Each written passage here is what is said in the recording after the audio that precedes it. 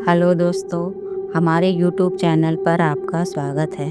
दोस्तों, आज की कहानी है मोनालिसा और कुंभ का खजाना। तो चलिए शुरू करते हैं आज की कहानी। हर 12 साल में लगने वाला कुंभ मेला आस्था, भक्ति और चमत्कारों का संगम होता है।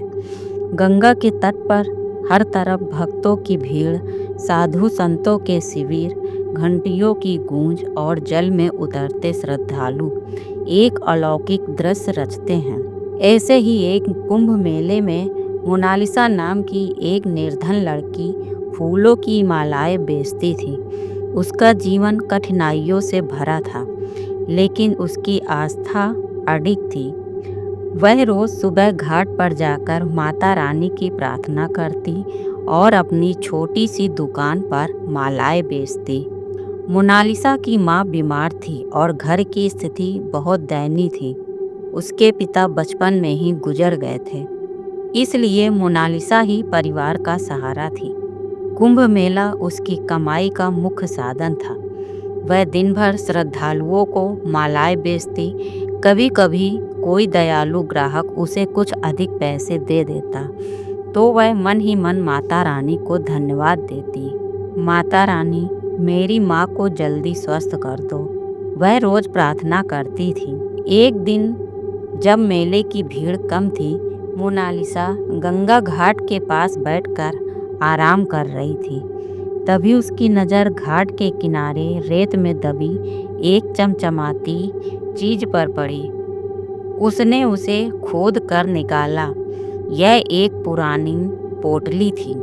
उसके मन में हलचल हुई। उसने धीरे धीरे पोटली खोली और उसकी आंखें आश्चर्य से फैल गई। उसमें सोने चांदी के सिक्के, पुरानी मुद्राएं और एक चमकता हुआ अमूल्य आभूषण था। पहले तो मोनालिसा डर गई। इतनी बड़ी दौलत पाकर कोई भी चौंक जाता। उसने चारों ओर देखा, कोई नहीं था। वह पोटली लेकर घर चली गई। माँ ने देखा तो चौंक गई। बेटी, ये किसका धन है? कहीं यह चोरी का तो नहीं? माँ ने चिंता से कहा।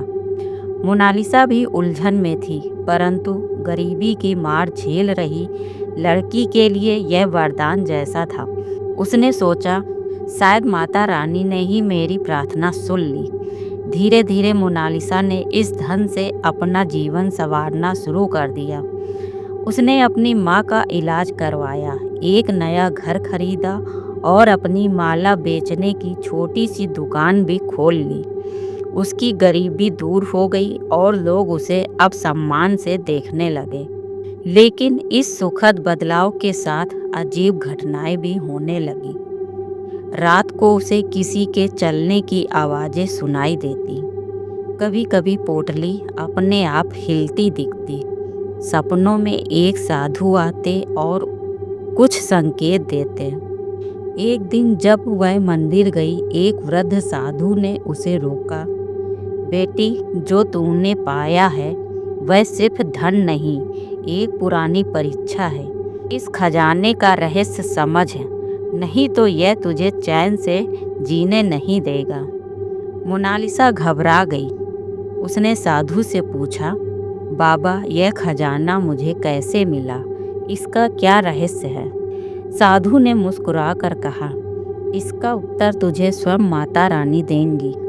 आज रात कुंभ मेले के मुख्य घाट पर जाना, वहाँ तुझे दिव्य दर्शन होंगे। रात को मोनालिसा गंगा घाट पर गई। वहाँ भक्तों की भीड़ थी, लेकिन अचानक उसे एक अलौकिक प्रकाश दिखा। वह सम्मोहित सी उस ओर बढ़ी। जैसे ही उसने जल में पैर रखा, एक तीव्र स्वरूप प्रकट हुआ, माता रानी। माता रानी के रूप को देखकर मोनालिसा की आंखों से आंसू बहने लगे। बेटी, यह धन एक तपस्वी का था, जिसने इसे धर्म की भलाई के लिए छिपाया था। यदि तू इसे स्वार्थ में रखेगी तो यह तुझे चैन नहीं लेने देगा। यदि तू इसे सही कार्यों में लगाएगी तो यह तेरा भाग्य बदल सकता है।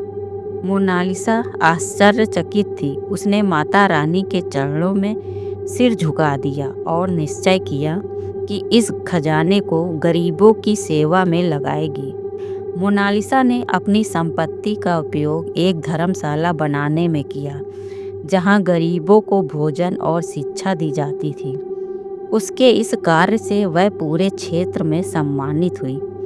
एक दिन जब वह मंदिर में प्रार्थना कर रही थी, उसे फिर वही दिव्य प्रकाश दिखा। माता रानी का स्वर गूंजा, सच्ची समृद्धि धन में नहीं सेवा में है। तूने धर्म का सही मार्ग चुना, अब तुझे किसी बात का भय नहीं होगा। मोनालिसा की आंखों से आंसू बहने लगे। वह समझ गई कि असली खजाना सोना चांदी नहीं, बल्कि भक्ति और परोपकार है। कुंभ मेला समाप्त हो गया, लेकिन मोनालिसा की कहानी अमर हो गई।